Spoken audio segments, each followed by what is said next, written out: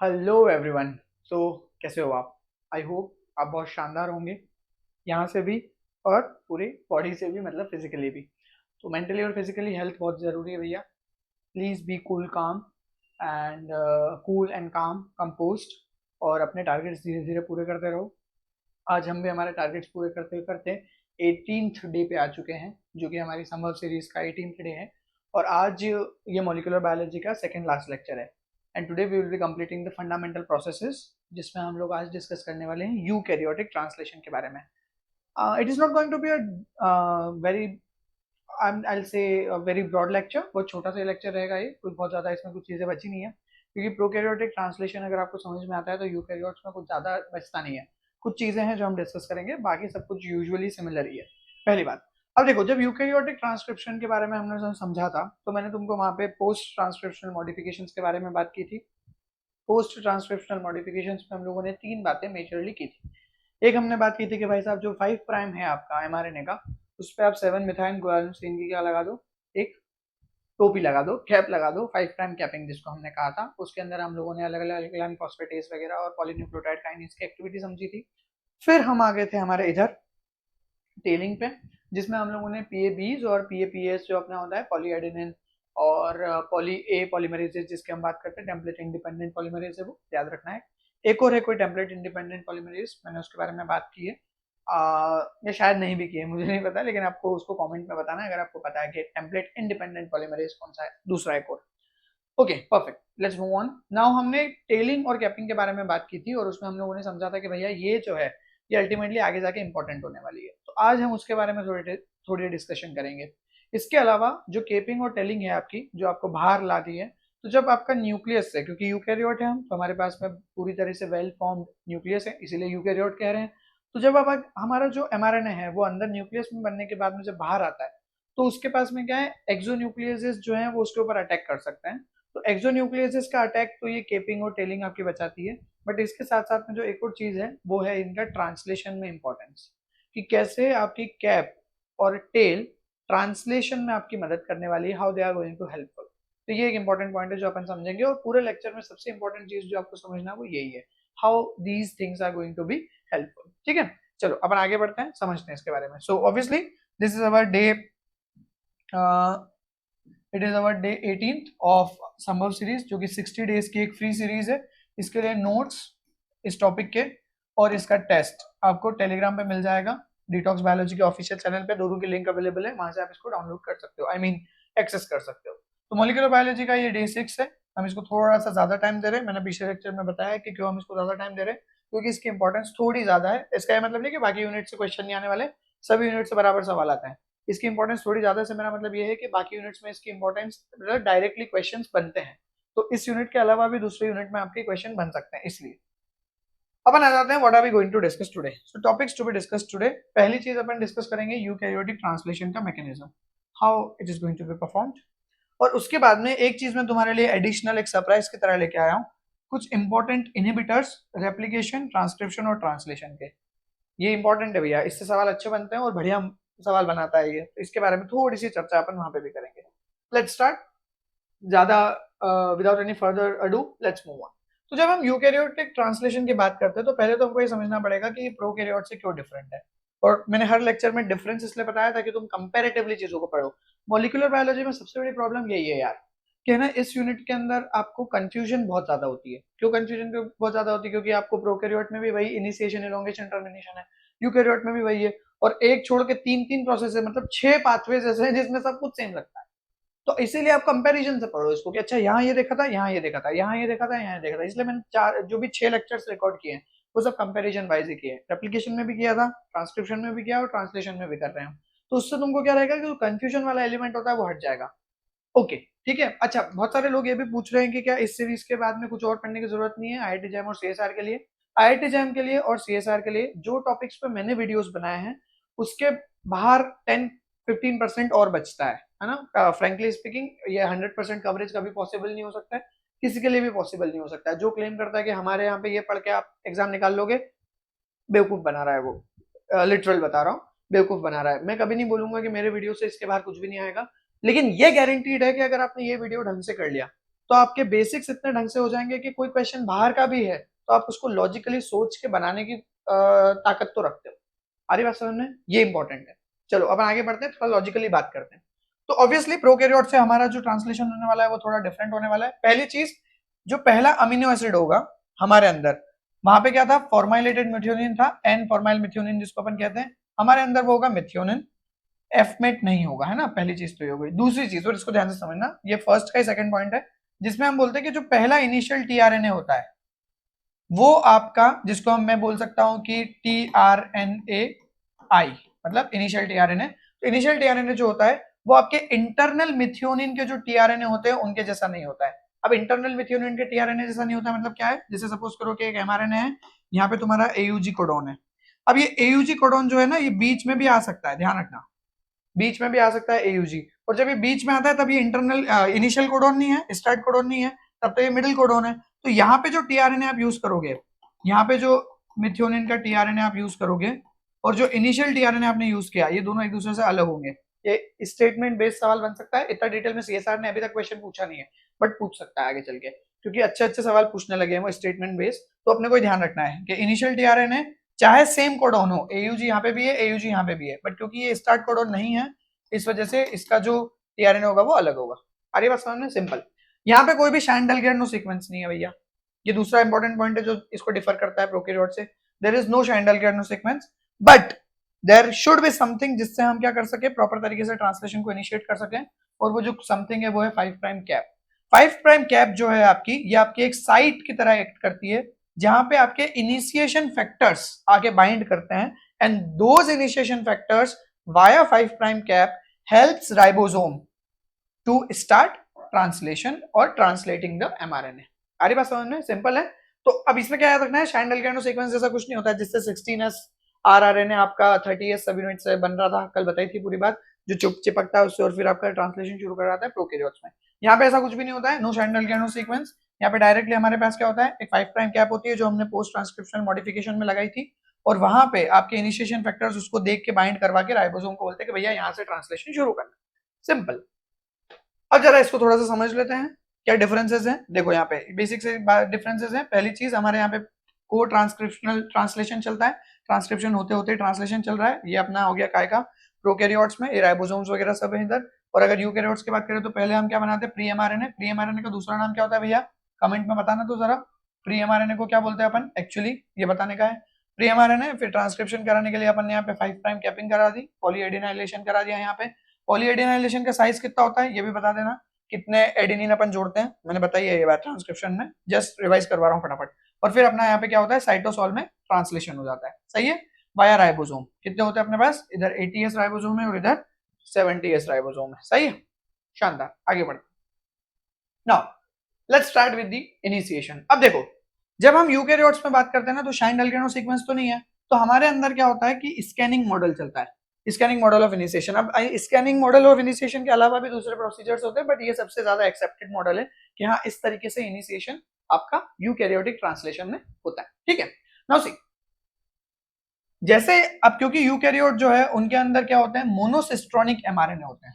इसका क्या मतलब होता है मोनोसिस्ट्रोनिक का मतलब, जैसे कोई एमआरएनए है, यहाँ पे आपने 5 प्राइम कैप लगाया, यहाँ पे पॉलीएडिनाइलेशन कर दिया, तो इसमें क्या होता है, एक ओपन रीडिंग फ्रेम होती है। ओपन रीडिंग फ्रेम उसको कहा जाता है जहां से आपका स्टार्ट कोडोन होता है और आखिरी में आपका स्टॉप कोडोन होता है। यहाँ पे राइबोसोम बैठेंगे और यहाँ से आपका ये प्रोटीन बना देंगे। तो जो आपके इधर प्रोकैरियोट्स होते हैं उनके अंदर क्या होता है, आपका पॉलीसिस्ट्रोनिक एमआरएनए होता है, जैसे कि लेकोपेरॉन। लेकोपेरॉन में आपका एक ही एमआरएनए बनता है, लेकिन उसके अंदर जेड वाई ए तीनों जीन्स के क्या होते हैं, ओआरएफ होते हैं, ओपन रीडिंग फ्रेम होते हैं। बट हमारे पास में यूजुअली क्या होता है, मोनोसिस्ट्रोनिक एमआरएनए होते हैं, और इस वजह से हमारे पास में क्या होता है, हर एक एमआरएनए के लिए 5 प्राइम एंड रहता है, और उस 5 प्राइम एंड के बाद में एक प्रोटीन कोड करने के लिए हमारे पास में एक रीडिंग फ्रेम रहती है। ये पहला पॉइंट है जो समझना जरूरी था। इसका मतलब क्या है कि अगर आप किसी एमआरएनए के 5 प्राइम एंड को यूज करके उसको स्कैन करके इनिशिएशन करवाना चाहते हो, तो क्योंकि अगला एमआरएनए तो यहाँ पे है नहीं, सॉरी अगला ओपन रीडिंग फ्रेम तो इस एमआरएनए में है नहीं, तो अगर मैं 5 प्राइम को यूज करके स्कैन करवाऊंगा तो मैं प्रॉपर्ली इस ओआरएफ पे पहुंच सकता हूं, और उसके बाद में यहाँ से जो भी मोनोसिस्ट्रोनिक मतलब मेरी जो सिस्ट्रॉन है, इस सिस्ट्रॉन पे पहुंच के मैं यहाँ पे प्रोटीन कोड कर सकता हूँ। प्रोटीन गलत वर्ड है, सही वर्ड क्या है, पॉलीपेप्टाइड, ठीक है। नाउ ये होता कैसे, जरा इसको समझ लो। ये अपनी 7 मिथाइल गुआनोसिन की कैप हो गई 5 प्राइम पे। सबसे पहले क्या होता है आपका 40s। 40s क्या है अपना, स्मॉलर सब यूनिट ऑफ राइबोसोम। ये क्या करती है, ये आपके 12 अलग अलग इनिशिएशन फैक्टर के साथ मिलके, ध्यान रखना प्रोकैरियोट्स में सिर्फ 3 ही इनिशिएशन फैक्टर थे, हमारे पास 12 इनिशिएशन अलग अलग फैक्टर्स होते हैं। कुछ मैंने इंपॉर्टेंट जो है वो लिस्ट डाउन किए हैं, विल टॉक अबाउट देम। तो 12 इनिशिएशन फैक्टर्स के साथ मिलके आपका टीआरएनए, जो कि क्या है, चार्ज्ड टीआरएनए। चार्जिंग कैसे होती है, वही अमीनो एसाइलेशन कर देंगे इसका मेथियोनिन के साथ में, और ये इनिशिएटर टीआरएनए, आई दिख रहा होगा तुमको, यहाँ पे मैंने आई लिखा हुआ है, और उसके साथ में इसको मिलता है जीटीपी। ये तीनों मिलके क्या करते हैं, इस 40 सब यूनिट और ये तीनों मिलके क्या करते हैं, आपकी 5 प्राइम कैपिंग को ढूंढ के वहां पे जुड़ जाते हैं, और जुड़ने के बाद स्कैनिंग शुरू करते हैं। तो यहाँ पे ये 40 राइबोसोम जुड़ा और फिर स्कैन करना शुरू करता है। जैसे ये स्कैन करता है और जैसे ये इनिशिएटर स्टार्ट कोडॉन पे पहुंचता है, वहां जाके बैठ जाता है, और बाकी ये सारे फैक्टर्स जो है उसमें से कुछ भी इसके साथ में बैठे हुए रहते हैं। हम डिटेल में समझेंगे अभी क्या होता है। और इसी को कहा जाता है स्कैनिंग मॉडल, कि आपका 7 मिथाइल गुआनोसिन की जो कैप है उससे क्या होता है, आपके इनिशिएटर फैक्टर उसको देखते हैं, इसको बिठाते हैं यहाँ पे स्मॉलर सब यूनिट को, और वो क्या करता है, इसको स्कैन करता है और अल्टीमेटली इनिशिएशन कोडॉन के सामने जाके बैठ जाता है। सही है, मतलब जहां पहुंचाना था वहां पहुंच गया। बट ये चलता कैसे, ये कैसे पता चलेगा कि कहाँ पहुंचना है, क्योंकि एयूजी तो बहुत सारे हैं। अब जैसे इस एमआरएनए की बात करूं मैं, पीछे वाले एमआरएनए को याद करो, मैंने यहाँ पे क्या बताया था कि जगह जगह पे एयूजी है, तो ये वाला एयूजी इनिशिएशन वाला है या ये वाला एयूजी इनिशिएशन वाला है, ये कैसे पता चलेगा। और इंटरेस्टिंग और चीज समझे, ऐसा कोई जरूरी नहीं है कि जब आप 5 प्राइम से स्कैन कर रहे हो राइबोसोम के थ्रू एमआरएनए को, जो पहला एयूजी आ रहा है वो इनिशिएशन कोडॉन है। ध्यान रखना है बात, ऐसा कोई जरूरी नहीं है। रिसर्च में प्रूवन है ऐसा कि कई बार क्या होता है कि वो एक दो स्किप करने के बाद एक्चुअल जो है एयूजी है उससे इनिशिएशन करता है। अब सवाल ये उठ रहा है कि कौन सा एयूजी है जो इनिशिएशन वाला है। उसके लिए एक रूल है जिसको कहा जाता है कोजैक रूल। आ रही बात समझ में, तुम क्वेश्चन समझ में आया, क्या था क्वेश्चन कि कौन सा एयूजी हमारा इनिशिएशन है, तो उसके लिए कोजैक रूल होता है और उसके कोजैक सीक्वेंस होती है। तुमको ये सीक्वेंस प्लीज याद रखना पड़ेगी, इसके लिए अपन नहीं कर सकते हैं। It is your CCR, R का मतलब कोई भी प्यूरिन हो सकता है यहाँ पे, ए और जी में से, फिर CC मतलब कोई भी आपका CC तो वही है ना साइटोसिन, AUG। तो आपका ये AUG जो स्टार्ट कोडॉन है इसके इस तरफ +4 पे G होना चाहिए, और बाकी आपका यहाँ पे +1 हो गया, -1 -2 पे CC होना चाहिए, -3 पे कोई प्यूरिन होना चाहिए, -4 और -5 पे फिर CC होना चाहिए। आ रही बात समझ में। लेकिन जब बहुत ज्यादा इसमें हम लोगों ने रिसर्च किया तो हमको जो कोजैक है उन्होंने ये बताया, मेरिलिन कोजैक ने, कि जो आपका ACC AUG G वाला जो सीक्वेंस है इसको आप सबसे ज्यादा सूटेड मानते हो, कि ये सीक्वेंस जो है वो इनिशिएशन के लिए बेस्ट माना जाता है। तो तुमको याद क्या रखना है, सवाल क्या आएगा, सवाल ये आएगा कि +4 पे क्या होना चाहिए, +4 पे होना चाहिए G, और -3 पे क्या होना चाहिए, A होना चाहिए। और जब ये स्थिति बनती है तो ये वाला जो AUG है इसको हम लोग स्टार्ट कोडॉन या इनिशिएटर कोडॉन बोलते हैं। आई बात समझ में, मजेदार कॉन्सेप्ट है ना ये। अब देखो यहाँ पे, अब बेसिकली अगर हम कहा जाए तो हम ये बोल सकते हैं कि 40S राइबोसोम जब मिथियोनिन वाले चार्ज टीआरएनए के साथ और जीटीपी के साथ बाइंड करेगा तो 5 कैप पे जाके बाइंड करेगा, और 5 कैप के बाद जाने के बाद क्या करेगा, वो कोजैक सीक्वेंस को ढूंढेगा, मतलब फेवरेबल एयूजी को ढूंढेगा। तो स्कैनिंग मॉडल में वो एक्चुअली ढूंढ क्या रहा है, वो स्कैनिंग मॉडल में ढूंढ रहा है उस एयूजी को जो क्या है, कोजैक रूल को फॉलो कर रही है। सही, आसान है यार, इतना टफ नहीं है। चलो आगे बढ़ते हैं। Now let's talk about initiation कैसे होता है और इनिशिएशन फैक्टर्स काम कैसे करते हैं, है ना। तो यूकैरियोटिक इनिशिएशन फैक्टर्स की अगर बात करें तो ये थोड़ा डिटेल है, इसको थोड़ा ध्यान से समझना, है ना। और आई होप ये सारी चीजें विजिबल है, हाँ विजिबल है। चलो देखते हैं। नाउ देखो, सबसे पहले हमारे पास में इनिशिएटर टीआरएनए है। Let me change the colour, just give me let's take black colour over here, right, and then also short, right. तो हमारे पास में इनिशिएटर टीआरएनए है। इनिशिएटर टीआरएनए क्या होगा, मेथियोनिन के साथ में चार्ज हुआ होगा, और इसके पास में ये बाइंड करता है आपका यूकैरियोटिक इनिशिएशन फैक्टर 2 से। ये जो यूकैरियोटिक इनिशिएशन फैक्टर 2 है, ये आपका इनिशिएशन फैक्टर 2 जो प्रोकैरियोट में काम करता है उसके जैसा ही कुछ होता है ये, है ना। और इसके बेसिस पे क्या करते हैं ये अल्टीमेटली आपका क्या करता है, टीआरएनए से बाइंड कर गया, इनिशिएटेड टीआरएनए से बाइंड कर गया। फिर आपका 40S राइबोसोम जो है और इनिशिएशन फैक्टर 1, ये ई का मतलब यूकैरियोटिक है ना, तो जहां जहां पे इनिशिएशन फैक्टर बोल रहा हूं वहां पे यूकैरियोटिक इनिशिएशन फैक्टर ही है। इनिशिएशन फैक्टर 1A 3 और 5 ये पूरा का पूरा कॉम्प्लेक्स बन के आपका क्या बनाते हैं, 43S प्री इनिशिएशन कॉम्प्लेक्स। ध्यान रखना, ये जो इनिशिएशन फैक्टर 3 है ये आपका 40S और 60S को डिसोसिएट रखने में मदद करता है, और आपका जो इनिशिएशन फैक्टर 2 है वो अल्टीमेटली आपका जीटीपी के साथ में खेल करा रहा है, जो हमने प्रोकैरियोट में डिस्कस किया था वही जीटीपी के साथ में इसको लेके आ रहा है। इस तरीके से जब आपने 43S प्री इनिशिएशन कॉम्प्लेक्स बनाया, जिसको मैं 43S PIC बोल रहा हूँ, इस PIC के बाद में फिर यहाँ से mRNA को जोड़ने में मदद करते हैं आपके 4F कॉम्प्लेक्स। ठीक है, 4F कॉम्प्लेक्स जो होते हैं और बाकी जो अरेंजमेंट होता है आपका 1 के साथ में मिलके। अब ये जो 4F कॉम्प्लेक्स है इसमें 3 हिस्से हैं, initiation factor, 4E, 4A, 4G, जिसमें से जो 4E है ये आपका कैप बाइंडिंग इनिशिएशन फैक्टर है। डायरेक्ट क्वेश्चन है, कैप बाइंडिंग इनिशिएशन फैक्टर। देखो यहाँ पे ये 4E7 मिथाइल गुआनोसिन के साथ में जुड़ा हुआ है, और ये जो 4E है ये 4G से जुड़ा हुआ होता है, और ये 4G जो है ये आपका poly A binding proteins PABBs के साथ जुड़े होते हैं, पॉली ए बाइंडिंग प्रोटीन्स उनके साथ जुड़े होते हैं। तो बेसिकली यहाँ पे एक लूप जैसा क्रिएट हो जाता है, और ये जो लूपिंग है ये आपके साइटोसोल के अंदर चल रही है ना, ये साइटोसोल में अपन mRNA बाहर आ चुका है ना न्यूक्लियस से, और अपना क्या है ये 43S प्री इनिशिएशन कॉम्प्लेक्स यहाँ पे बाइंडेड है, और ये आपकी अरेंजमेंट पूरी की पूरी यहाँ पे इस तरीके से स्कैनिंग चालू हो चुकी है।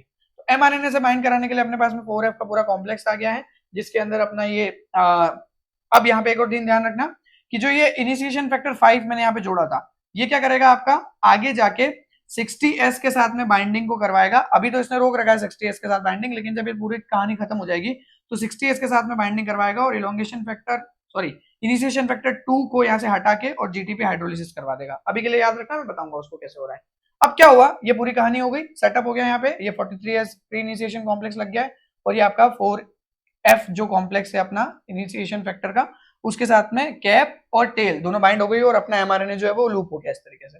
यहाँ से ये स्टार्ट कोडोन है AUG, और UAA क्या हो गया अपना स्टॉप कोडोन हो गया। तो ये स्टार्ट कोडोन और ये स्टॉप कोडोन, राइबोसोम यहाँ से चलेंगे। अब देखो ATP की मदद से क्या होता है, आपका ट्रांसलोकेशन होता है और ये आगे मूव करता है, और अल्टीमेटली जब ये अपने AUG पे पहुंच जाता है, स्कैनिंग करके कोजैक सीक्वेंस पे पहुंच जाता है, तब बनता है आपका 48S प्री इनिशिएशन कॉम्प्लेक्स। बाकी सब कुछ सेम है, बस ATP की मदद से ट्रांसलोकेट होकर अपनी जगह पे पहुंच गया 48S प्री इनिशिएशन कॉम्प्लेक्स। जैसे ही आपका ये इस जगह पे पहुंचता है, अब इसका क्या काम था, आपके इनिशिएटर को tRNA को अपनी जगह पे लेके जाना। तो जैसे ही आपका ये यहाँ पे पहुंचता है 48S प्री इनिशिएशन कॉम्प्लेक्स पे पहुंचता है, यहाँ पे आपका जो इनिशिएशन फैक्टर 2 था, यूकैरियोटिक इनिशिएशन फैक्टर 2, वो अपना GTP हाइड्रोलाइज कर लेता है, ये GTP के साथ आया था, GTP हाइड्रोलाइज कर लेता है और GDP में चला जाता है, और इसी की वजह से वो यहाँ से क्या होता है डिसोसिएट हो जाता है। तो ये पूरा डिसोसिएट होते ही बाकी आपके दूसरे इनिशिएशन फैक्टर भी डिसोसिएट हो जाता है, और अल्टीमेटली आपका 60S राइबोसोम, देखो यहाँ पे क्या बोला मैंने कि जैसे आपका इनिशिएशन फैक्टर 2 हटेगा और GTP का हाइड्रोलिसिस कराएगा, तो जो इनिशिएशन फैक्टर 5 है वो क्या करेगा 60S राइबोसोम को लेके आएगा और वहां पे बिठा देगा, और इस तरीके से आपका पूरा का पूरा ये क्या होगा 80S राइबोसोम डेवलप हो जाएगा। तो ये हो गया अपना 80S इनिशिएशन कॉम्प्लेक्स, और ये पूरी कहानी जो है आपके इनिशिएशन को ही दर्शाती है। इस तरीके से आपके इनिशिएशन फैक्टर्स काम करते हैं। ठीक है, तो अब इसके लिए एक टेबल है मेरे पास जिसको अपने को अच्छे से कवर करना है, तो ये एक बार टेबल देख सकते हो तुम, मैं फटाफट से बता देता हूँ। इनिशिएशन फैक्टर 1 और 1A ये दोनों क्या कर रहे हैं आपके प्री इनिशिएशन कॉम्प्लेक्स करने में मदद कर रहे हैं, स्कैनिंग कराने में, AUG का सिलेक्शन करने में, और इसके अलावा इन्होंने क्या कर रखा है इलोंगेशन यूकैरियोटिक इनिशिएशन फैक्टर 5 का क्या कर रखा है एक्टिविटी को रोक रखा है, ताकि क्या है कि ये इनिशिएशन फैक्टर 5 60S को लेके आएगा, तो अभी इन्होंने बोला कि भैया अभी नहीं लाना है, तो इसको इसने रोक रखा है। इसकी वजह से ये 40S ओपन कॉन्फर्मेशन बना के रखता है, क्योंकि 60S ऊपर से जुड़ ही नहीं पाएगा, उसके लिए तो 5 चाहिए, और 5 को 1 ने पकड़ रखा है। नाउ उसके बाद में इनिशिएशन फैक्टर 2, इसमें आपका वही GTPases एक्टिविटी होती है, ये टर्नरी कॉम्प्लेक्स बनाता है GTP और MET tRNA के साथ में, tRNA को लाने के लिए और GTP के साथ में काम करवाता है। फिर इसके बाद में अपने पास में आता है इनिशिएशन फैक्टर 3, इसकी 12 सब यूनिट्स होती हैं, याद रखने की जरूरत नहीं है, बट इनिशिएशन फैक्टर 3 का मेन काम क्या है mRNA को जोड़ाना। देखो पीछे मैंने बताया था ना कि इनिशिएशन फैक्टर 3 जो होगा वो अल्टीमेटली क्या करेगा, इसमें मदद करेगा डिसोसिएट रखते हुए, और आपके mRNA को जोड़ाने के लिए 4 की मदद करेगा। ठीक है, तो आपका mRNA को जोड़ने में मदद करेगा ये, और PIC स्कैनिंग और AUG रिकॉग्निशन में भी मदद करेगा। फिर आपके पास में 3G, याद रखने की जरूरत नहीं है 3J, हाँ ये वैसे चाहो तो तुम इतना देख सकते हो कि 3J जो है वो आपके इनिशिएशन फैक्टर 3 को 40S से जोड़ने में मदद कर रहा है। फिर 4A, 4B और 4F, तो 4A जो है ये आपका हेलिकेजेस एक्टिविटी शो करता है, इंपॉर्टेंट है याद रखना। 4A जो है हेलिकेज एक्टिविटी शो करता है, ये सेकेंडरी स्ट्रक्चर ऑफ mRNA को क्या करता है खोलता है, और इस वजह से mRNA जो है वो आपका 40S पे जुड़ जाता है। तो यहाँ पे ना एक चीज और समझ लो, ये जो mRNA होता है ना ये इतना ऐसा सिंपल नहीं होता है, mRNA के अंदर क्या है तो लूपिंग हो जाती है। क्यों लूपिंग हो जाती है, क्योंकि कॉम्प्लीमेंट्री सीक्वेंसेस से होती है और सिंगल स्ट्रैंडेड है RNA, तो सिंगल स्ट्रैंडेड होने की वजह से क्या होता है कि उसके अंदर इस तरीके से लूप्स बन सकते हैं। तो इस वजह से हमको जो 4A है वो क्या करता है अपनी ATPase हेलिकेज एक्टिविटी से इसको खोलता है। 4B की बात करें तो ये इलोंगेशन फैक्टर 4A का को फैक्टर है, मतलब इसको मदद करता है। 4F जिसके अंदर अपन 4E 4G के बारे में बात कर रहे थे, 4A ऑलरेडी अपन बात कर ही चुके हैं, ये रहा 4A, ये था यहाँ पे है ना 4A, जो यहाँ पे ये रहा 4A जो अपना सेकेंडरी कॉम्प्लेक्सेस को ब्रेक कर रहा है mRNA में। नाउ सी 4E और 4G, तो ये 5 प्राइम कैप बाइंडिंग प्रोटीन हो गया 4E, और 4G क्या है अपना इसके फोल्ड प्रोटीन हो गया। फिर इनिशिएशन फैक्टर 5, इसके लिए अभी अभी बात की थी मैंने कि ये दोनों को जोड़ेगा, है ना। तो इसमें क्या है, अब 5 में भी 5B जो है, इतना डिटेल में तुमको जाने की जरूरत नहीं है, तुम तो सीधा 5 याद रखो कि 5 क्या करता है, अपनी GTPase एक्टिविटी की मदद से अपना इनिशिएशन फैक्टर 2 को हटवाता है। देखो इनिशिएशन फैक्टर 2 को हटवाता है और अल्टीमेटली आपका 60S को जोड़ने में मदद करता है, इतना काफी है। PABP ऑलरेडी आपके क्या होंगे, पॉली बाइंडिंग प्रोटीन्स होंगे जो आपका इनिशिएशन फैक्टर 4G से मदद करेंगे। देखो एक चीज समझो, मुझे पता है कि ये थोड़ा टफ लगेगा शुरू में, इट्स टोटली नॉर्मल, सभी को टफ लगता है, इट्स नॉट लाइक कि सिर्फ तुमको ही टफ लग रहा है, सभी को टफ लगता है, इट्स टोटली नॉर्मल, ठीक है। तो ज्यादा परेशान नहीं होना। नाउ अपन आ जाते हैं अगले प्रोसेस पे, इलोंगेशन एंड टर्मिनेशन। अगर मैं इलोंगेशन और टर्मिनेशन की बात करूं ना, तो इसके अंदर कोई बदलाव है ही नहीं, सच बात तो ये है, बहुत इजी से है, तुमको प्रोकैरियोट्स को ढंग से करना है, अगर प्रोकैरियोट्स तुमने ढंग से कर रखे हैं तो कुछ है ही नहीं इसके अंदर।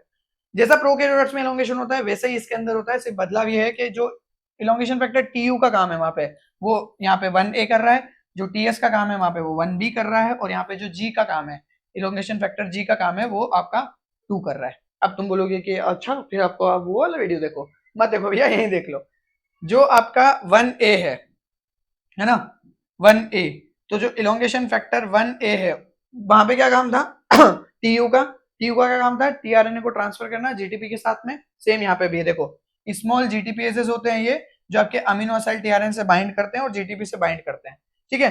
और फिर 1B का क्या काम है, तो 1B का काम क्या है कि वापस से इसको रिसाइकल करना। तो यहाँ पे जो TU था उसको रिसाइकल कौन कर रहा था, TS, इसीलिए मैंने 1 ml लिखा है TU, देखो यहाँ पे 1 ml लिखा है क्या, TU, और 1 ml क्या लिखा है, TS। तो TU क्या करते हैं, TU आपके अमीनो असाइलेटेड tRNA को लेके आते हैं GTP के साथ में, और TS क्या करता है, वापस से इनको रिसाइकल करता है, किसको, TU को रिसाइकल करता है। ये बात मैंने बहुत डिटेल में प्रोकैरियोट में बताई है, अगेन रिपीटिंग इट, बिना प्रोकैरियोट्स को अच्छे से कवर किए प्लीज यूकैरियोट्स मत पढ़ना, नहीं समझ में आएगा, हो ही नहीं सकता। मतलब मेरी तो 10-11 साल से, जब से मैंने नीट की तैयारी शुरू करी 2011 से, और फिर नीट क्वालिफाई किए 2-3 बार, तो मैंने तो नहीं समझा कि प्रोकैरियोट को ढंग से पढ़े मजा आएगा यूकैरियोट्स में। खैर नीट से बहुत आगे चल रहे हैं हम लोग, नीट कहीं भी नहीं लगती इसमें, बट फिर भी नाउ आगे आ जाते हैं वापस। यहाँ पे अपने पास में यूकैरियोटिक इलोंगेशन फैक्टर 2, ये वापस से वही tRNA और mRNA के ट्रांसलोकेशन के लिए रिस्पॉन्सिबल है, और प्रोकैरियोट्स में tRNA और mRNA का ट्रांसलोकेशन कौन करवाता है, EFG, याद है ना, यही तो बात की थी, ट्रांसलोकेशन, बस इतना सही है, ये हो गया इलोंगेशन खत्म, देखो 2 मिनट में। फिर आ जाता है अपन टर्मिनेशन पे भैया। टर्मिनेशन में अपने स्टॉप कोडॉन का जो खेल है, सेम वही खेल यहाँ पे भी चलता है, बट इसमें कुछ दो चीजें हैं जो मैं बताऊंगा बाद में। अब इसमें ना, जैसे वहां पे 3 रिलीज फैक्टर थे अपने पास, RF1, 2 और 3, यहाँ पे ऐसा कुछ भी नहीं होता है, यहाँ पे आपके 2 फैक्टर्स होते हैं बेसिकली। पहला होता है आपका इलोंगेशन यूकैरियोटिक रिलीज फैक्टर 1, जो आपके तीनों ही स्टॉप कोडॉन को क्या करता है, देखता है, रिकॉग्नाइज कर लेता है। यहाँ पे 1, 2 और 3 में अरेंजमेंट, और यहाँ पे रिलीज फैक्टर 3 जो आपके टर्मिनेशन इवेंट के लिए रिस्पॉन्सिबल होता है, ठीक है। अब जरा इधर देख लो, यूकैरियोटिक रिलीज फैक्टर 1 ये क्या करता है, टर्मिनेशन और पेप्टाइड रिलीज कराने के लिए रिस्पॉन्सिबल है, और 3 भी क्या है, टर्मिनेशन और पेप्टाइड रिलीज कराने के लिए रिस्पॉन्सिबल है। हाँ एक और चीज ध्यान से देखना, ABCE1 ये क्या है, आपका राइबोसोम को रिसाइकिल कराने के लिए रिस्पॉन्सिबल है। तो टर्मिनेशन होने के बाद क्या होगा, आपका राइबोसोम तो हट जाएंगे वहां से, क्योंकि उन्होंने तो जीन को ट्रांसलेट कर दिया, आई मीन mRNA को ट्रांसलेट कर दिया, तो फिर आपके राइबोसोम को रिसाइकिल कराना पड़ेगा, और उसके लिए हमारे पास में प्रोकैरियोट्स में, जिसको मैंने कल राइबोसोम रिलीजिंग फैक्टर बोला था, उसको राइबोसोम रिसाइक्लिंग फैक्टर भी कहते हैं, और हमारे पास जो होता है उसको बोलते हैं ABCE1, है ना, ABCE1 याद रखना, ABCD नहीं है, ABCE1। और ये पूरा बेसिक अरेंजमेंट होता है अपना किसका, elongation of eukaryotic translation and the termination, getting it। अब एक दो चीजें और समझ लो। अब है ना, स्टॉप कोडॉन्स हमेशा स्टॉप कोडॉन्स नहीं होते हैं, स्टॉप कोडॉन्स कई बार क्या होते हैं, आपके अनयूजुअल अमीनो एसिड्स को कोड करने के लिए रिस्पॉन्सिबल भी होते हैं, अनयूजुअल अमीनो एसिड्स को कोड करने के लिए रिस्पॉन्सिबल होते हैं। क्या कहना चाह रहे हो आप, थोड़ा डिटेल में बताओ, चलो डिटेल में समझो। UGA जो कोडॉन है, इससे CSR में क्वेश्चन आया था, मैंने पहले भी बताई ये बात, वो सेलेनोसिस्टीन को कोड करता है, ठीक है, सेलेनोसिस्टीन का ये कोडॉन है। लेकिन इसमें क्या होता है, आपके पास में स्पेशलाइज्ड tRNA चाहिए होता है आपको, और जो tRNA होता है वो आपका सीरीन का tRNA होता है। तो सीरीन का tRNA आप यूज करते हो, और सीरीन का जो tRNA होता है उसको यूज करके आप क्या करते हो, यहाँ पे अरेंजमेंट चेंज करते हो, ठीक है। अब अरेंजमेंट कैसे चेंज करते हो, अब ये मैं आज डिटेल में नहीं जा रहा हूँ कि कैसे पूरी की सीरीन और सेलेनोसिस्टीन की पूरी साइक्लिंग चलती है, तुमको सिर्फ इतना सा ध्यान रखना है कि UGA कोडॉन जो होता है वो सेलेनोसिस्टीन का कोडॉन होता है, यहाँ पे जो टीआरएनए होता है, अब देखो यहाँ पे ये यू पता कैसे चलेगा कि अब जैसे मान लो बीच में यूजी आ गया भैया, तब आपको कैसे पता चलेगा कि ये आपका सेलेनोसिस्टीन वाला कोडॉन है या फिर ये टर्मिनेशन कोडॉन है? तो उसके लिए स्पेशलाइज्ड इलोंगेशन फैक्टर टीयू होता है। इलोंगेशन फैक्टर टीयू कौन थे? जो टीआरएनए को लेके आ रहे थे, सही है ना? तो इलोंगेशन फैक्टर टीयू जो होते हैं ना, ये स्पेशलाइज्ड, इसके लिए स्पेशलाइज्ड इलोंगेशन फैक्टर टीयू होता है। किसके लिए? सेलेनोसिस्टीन के सीरीन वाले टीआरएनए के लिए। तो है तो सेलेनोसिस्टीन कोड करना, लेकिन सीरिल टीआरएनए यूज करते हैं अपन इसके लिए, ध्यान रखना। सीरिल टीआरएनए सिंथेटेज नाम का एंजाइम होता है जो आपका सेलेनोसिस्टीन का टीआरएनए बना के देगा। अब नाम तो सेलेनोसिस्टीन है, बना आप सीरीन से रहे हो, ऐसा क्यों? क्योंकि ये पूरा का पूरा सिस्टीन जैसा दिखता है, सिर्फ अंतर इतना सा होता है कि सिस्टीन में सल्फर होता है और इसके अंदर सेलेनियम होता है। सेलेनियम एक बहुत इंपॉर्टेंट को फैक्टर है। अगर तुमको याद है तो कमेंट में बताओ कि किसका को फैक्टर है, बड़े आंसर है उसका। नाउ अगले पे आ जाते हैं। एक तो ये 21st अमीनो एसिड हो गया। 22nd अमीनो एसिड जो होता है वो होता है अपना पायरोलाइसिन, और उसके लिए जो कोडॉन होता है वो होता है यूएजी। इसके लिए हमारे पास में प्रॉपर पायरोलाइसिल टीआरएनए सिंथेटेज एंजाइम्स होते हैं, और वो अल्टीमेटली आपके टीयू की मदद से, इलोंगेशन फैक्टर टीयू की मदद से प्रॉपर तरीके से, जहां पे आपका यूएजी आ जाता है जो कि टर्मिनेशन स्टॉप कोडॉन नहीं होता है, तो वहां पे वो क्या करता है, पायरोलाइसिन को कोड करवा देता है। इसमें एक बात ध्यान रखना है, ये इंपॉर्टेंट है कि आपका स्पेशलाइज्ड टीआरएनए यूज किया जाता है पायरोलाइसिन के लिए, और प्री फॉर्म्ड पायरोलाइसिन यूज किया जाता है। तो पहले से ही हम लाइसिन का पायरोलिसिस करके और उसके बाद में उसको टीआरएनए पे लगाते हो और यूएजी पे जाके उसको जोड़ दिया जाता है। ये एक बेसिक अरेंजमेंट हो गया अपना स्टॉप कोडॉन और आपके अनयूजुअल अमीनो एसिड कोडॉन्स का, ठीक है, बहुत आसान सा। अब कुछ मैंने बोला था एक सरप्राइज दूंगा मैं तुम लोगों को, and this is your surprise, the inhibitors. तो मैंने बेसिक इनहिबिटर्स कुछ पिक किए हैं, बहुत सारे होते हैं तो हम बहुत सारे याद भी नहीं रख सकते हैं, बट इतने तो तुमको याद रखना ही चाहिए। पहला है टोपो आइसोमेरेज को इनहिबिट करने वाला, या चलो यहाँ से शुरू करते हैं। पहला है डीएनए पॉलीमरेज को इनहिबिट करने वाले कौन कौन से ड्रग होते हैं? तो एक होता है एफिडिकोलिन, ठीक है, और एक हेलिकेज को इनहिबिट करने वाले ड्रग होता है जिसका नाम है जेनिस्टिन। तो इसके अलावा भी होता है, बट एटलीस्ट इतना तो याद रख सकते हो, aphidicolin for DNA polymerases and genistein for helicases. उससे इंपॉर्टेंट जो आपके एंटी कैंसर ड्रग्स होते हैं, एंटी ट्यूमर ड्रग्स या एंटी कैंसर ड्रग्स, तो टोपो आइसोमेरेज को बहुत अच्छा टारगेट बनाया जाता है, क्योंकि टोपो आइसोमेरेज अगर टोपोलॉजी चेंज नहीं करेगा तो प्रॉपर एप्लीकेशन नहीं हो पाएगा, और इसीलिए हम उसको एंटी ट्यूमर ड्रग में भी यूज कर लेते हैं। तो प्रोकैरियोट्स के टोपो आइसोमेरेज के लिए हमारे पास काफी सारे अरेंजमेंट होते हैं, जैसे सिप्रोफ्लॉक्सेसिन, इसका नाम सुना होगा, है ना, ये एक तरह की एंटीबायोटिक में भी काम करती है। नोवोबायोसिन, नेलिडिक्सिक एसिड, ये सब आपके प्रोकैरियोटिक टोपो आइसोमेरेज को इनहिबिट करते हैं। अगर यूकैरियोटिक टोपो आइसोमेरेज की बात की जाए, क्योंकि हमारी कैंसर सेल तो यूकैरियोटिक है, तो उसमें डॉक्सोरुबिसिन या एड्रियामाइसिन अरेंजमेंट बोला जाता है उसको, वो, और एक कैम्प्टोथेसिन, है ना, कैम्प्टोथेसिन, ये एक इंपॉर्टेंट ड्रग हो जाती है। इसके अलावा अगर हम इंटरकैलेटर्स देखें तो इंटरकैलेटर्स क्या होते हैं? मैंने बताया था कि बेस स्टैकिंग होती है, बेस स्टैकिंग में बीच में जाके घुस जाते हैं ये ईटीबीआर टाइप के। इसके अंदर तुमको एंथ्रासाइक्लिन याद रखना है, एंथ्रासाइक्लिन से बड़ी कैटेगरी है, तो वो एक इंपॉर्टेंट हो जाती है। और क्रॉस लिंकिंग में बात करें तो माइटोमायोसिन और नाइट्रोजन मस्टर्ड, है ना, ये सारे मिनिमम ड्रग्स है, तो भैया याद रखना है। ऐसे करने के लिए तो फिर अगर तू ज्ञान देना तो फिर तो बहुत सारे एक के बाद एक लिस्ट बताते जाओ, और वो फिर सिर्फ ज्ञान ही देने का हो जाता है, वो कुछ होता नहीं उससे। तो एटलीस्ट इतने याद रखो टोपो आइसोमेरेज पे कौन काम कर रहा है। इसमें सिस्प्लाटिन वगैरह भी होते हैं, है ना, और उसके अलावा आपके इटॉप्साइड वगैरह भी होते हैं, और टोपेटिकैन भी होता है। वही मैं कह रहा हूँ ना कि बताने के लिए तो फिर हजारों है, बट एटलीस्ट इतने तो याद रखो, ठीक। नाउ अब एक और एक बात कर लेते हैं अपन, ट्रांसक्रिप्शन और ट्रांसलेशन के इनहिबिटर्स। ये इंपॉर्टेंट है यार भैया, ध्यान से समझना इसमें। तो पहली चीज तो स्ट्रेप्टोमाइसिन। स्ट्रेप्टोमाइसिन आपका इनिशिएशन को इनहिबिट करती है। इनिशिएशन इनहिबिट करने के लिए ये प्रोकैरियोट्स में आपका क्या करती है, एक एंटीबायोटिक की तरह काम करती है। रिफेम्पिसिन, रिफेम्पिसिन जो है ये बीटा सब यूनिट पे बाइंड कर जाती है आपके आरएनए पॉलीमरेज के, और आरएनए पॉलीमरेज के बीटा सब यूनिट पे सिर्फ बैक्टीरिया में जाके बाइंड करती है, और इस वजह से ये क्या करती है, अपना ट्रांसक्रिप्शन को इनहिबिट करवा देती है, ट्रांसक्रिप्शन को इनहिबिट करवा देती है। एक्टिनोमाइसिन डी, ये भी एक इंटरकैलेटर है, और ये क्या करता है कि डीएनए को इस तरीके से पकड़ लेता है कि उसके ऊपर आरएनए पॉलीमरेज नहीं चल पाता है, तो इस तरीके से भी आपका ट्रांसक्रिप्शन इनहिबिट हो जाता है। सही है, यहां तक हमने जो बात करी ऊपर की यूजुअली ट्रांसक्रिप्शन से रिलेटेड है। स्ट्रेप्टोमाइसिन थोड़ा बहुत ट्रांसलेशन में कभी कभी कह दिया जाता है। फिर अपने पास आता है टेट्रासाइक्लिन, यहां से मैं ट्रांसलेशन पे शिफ्ट कर रहा हूँ। तो 30s सब यूनिट के साथ साथ में बाइंड करके ए साइट को ब्लॉक करवाती है, जिसकी वजह से प्रॉपर प्रोटीन सिंथेसिस नहीं हो पाता है। क्लोरामफेनिकोल, क्लोरामफेनिकोल आपने देखा होगा, वो छोटी छोटी सी कैप्सूल्स आती है जिसके अंदर थोड़ा सा ऐसा ओपेक, ओपेक नहीं बोलेंगे, ट्रांसल्यूसेंट काइंड ऑफ सब्सटेंस भरा होता है, आंख में डालते हैं उसको या ट्यूब वगैरह जैसे लगाते हैं, तो क्लोरामफेनिकोल कैप्सूल्स होती है वो, और वो आपकी पेप्टाइडल ट्रांसफेरेज एक्टिविटी को इनहिबिट करती है, राइबोसोम के पेप्टाइडल ट्रांसफेरेज एक्टिविटी। जरा कमेंट्स में बताना तो कौन सी वाली जगह पे पेप्टाइडल ट्रांसफेरेज एक्टिविटी मिलती है आपको, इधर किस वाली सब यूनिट ऑफ राइबोसोम में, और कौन सा वाला आरआरएन है, मैंने बताइए ये बात। फिर आ जाते हैं अपन फ्यूसरिडिक एसिड। तो फ्यूसरिडिक एसिड जो होता है ये आपका इलोंगेशन फैक्टर जी को इनहिबिट करवाता है, है ना, ये सब प्रोकैरियोट्स में है ना, सारी प्रोकैरियोट्स में चल रही है। और उसके बाद में आता है आपका एरिथ्रोमाइसिन एंड क्लिंडामाइसिन, ये लोग आपके ट्रांसलोकेशन को इनहिबिट कराते हैं, तो प्रॉपर तरीके से आपका ट्रांसलोकेशन नहीं कर पाता है। तो ये जो एलोंगेशन फैक्टर जी है, यही तो आपका ट्रांसलोकेशन से रिलेटेड है, तो यही पूरी पूरी कहानी एक जैसी हो जाती है। यूकैरियोट्स में अगर बात की जाए कि यूकैरियोट्स में कौन कौन से इनहिबिटर्स काम करते हैं, तो एक तो होता है साइक्लोहेक्सामेड, ये भी आपका ट्रांसलोकेशन से रिलेटेड है। अभी बात करी थी ना एलोंगेशन फैक्टर 2, उससे रिलेटेड है ये, है ना। और उसके बाद में प्यूरोमाइसिन, इस पे बहुत ज्यादा रिसर्च हुआ है। प्यूरोमाइसिन ये हम लोगों को यूकैरियोटिक ईआर में, रफ एंडोप्लाज्मिक रेटिकुलम में कैसा प्रोटीन ट्रांसफर होता है, उससे भी बात करते हैं, तब भी प्यूरोमाइसिन यूज होती है वहां पे। और ये प्री मैच्योर चेन टर्मिनेशन कराने के लिए रिस्पॉन्सिबल होती है। बेसिकली ये करती क्या है, ये आपके ए साइड पे जाके और वहां पे पी और ए साइड के बीच में जाके बैठ जाती है, जिसकी वजह से आपके अगला टीआरएनए नहीं आता है, राइबोसोम को लगता है सारी पिक्चर खत्म हो गई और सब प्री मैच्योर टर्मिनेट हो जाती है।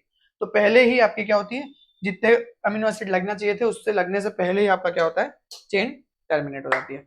तो इसी के साथ में ये थे इनहिबिटर्स। मुझे पता है कि मैंने बहुत ज्यादा टाइम नहीं दिया इस पे, क्योंकि बहुत ज्यादा टाइप के क्वेश्चंस आएंगे भी नहीं, बहुत स्पेसिफिक टाइप के क्वेश्चंस होते हैं, तुमको बेसिक मैकेनिज्म पता होना चाहिए। कुछ इनहिबिटर्स और भी हैं, जैसे आपके माइक्रोट्यूब्यूल के इनहिबिटर्स होते हैं, वेनक्रिस्टिन वेनब्लास्टिन वगैरह, है ना। इस तरीके से एक्टिन के इनहिबिटर्स पे बात करते हैं हम लोग, बट वो अलग पिक्चर है, वो अलग हम लोग सेल बायो में डिस्कस करेंगे तब देखेंगे। आज की कहानी यही खत्म करते हैं। जैसे मेथोट्रेक्सेट नाम का एक ड्रग होता है, मेथोट्रेक्सेट जो होता है वो आपका एक एंटी कैंसर ड्रग है फिर, बट वो आपके प्यूरिन और pyrimidine बायोसिंथेसिस से रिलेटेड है, प्यूरिन सिंथेसिस से स्पेसिफिकली, डीएचएफआर ब्लॉकिंग करता है वो। तो कहने का मतलब ये है कि ऐसे सुनने में और करने में तो बहुत सारी चीजें हैं, बट अपना दिमाग की एक लिमिट है, जो यूजुअल चीजें इंपॉर्टेंट है मैं बस वही कवर कर रहा हूँ अभी 60 डेज में, ठीक है। तो इसी के साथ आज की कहानी यही खत्म करते हैं। आई होप आपको ये लेक्चर मजा आया होगा, इसमें चीजें समझ में आई होंगी, कुछ आपको ट्रांसलेशन, ट्रांसक्रिप्शन और रेप्लिकेशन के बारे में कुछ नया जानने को मिला होगा, यही मेरी कोशिश थी। और अगर मजा आया है तो प्लीज कमेंट करके थोड़ा बहुत बताएं। सजेशन अगर कुछ है तो please give your suggestion, I request you, अगर कुछ भी सजेशन है प्लीज दें। अगर लैंग्वेज समझ में नहीं आ रही है, कुछ भी है, बस ये हिंदी और इंग्लिश का मत बोलना, क्योंकि नेचुरली मैं ऐसे ही पढ़ा सकता हूँ, ठीक है। आई ट्राई कि मैं और बेटर प्रोनाउंसिएशन करूँ। और इसी के साथ आज की कहानी यही खत्म करते हैं। Thank you for your time guys, and I will see you tomorrow with the interesting concept of gene regulation in prokaryotes and eukaryotes. Thank you. Take care.